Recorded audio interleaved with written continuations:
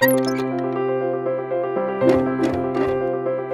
grew up in the time in which veterans were coming home, military men and women were coming home from Vietnam, and this country didn't treat them very well, and it's always stuck with me. So one of the things I want to make sure I accomplish in my work is that those who served our country get the care and treatment that they are entitled to, and that they get the respect from Americans, from their neighbors, that they have earned.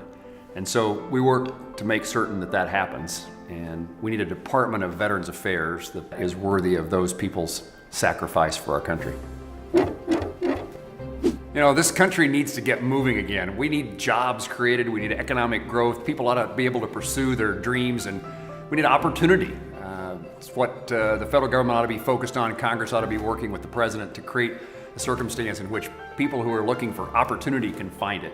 And the Startup Act is part of that. We introduced legislation, brought Republicans and Democrats together to do it, and it says that we're going to change the way that the tax code works, how we can access capital, how we get some regulations and permits out of the way so that people who want to start a business can have a shot, a better shot at having success.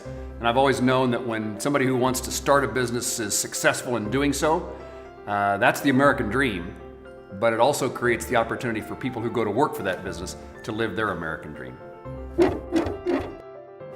You know, I know in my own life that teachers made a tremendous difference. I was fortunate to have parents who understood the value of education, encouraged me to, do well in school. But I had teachers who found me and grabbed a hold of me and said, "Let's make something of your life." And I hope I honor them by doing that.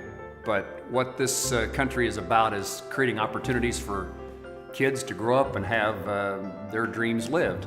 And education is the way that we do that. And I hold in highest regard the teachers, the educators who do that every day.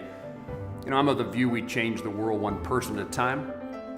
And it's much more important what happens in a classroom in Kansas probably than what happens in Washington, D.C.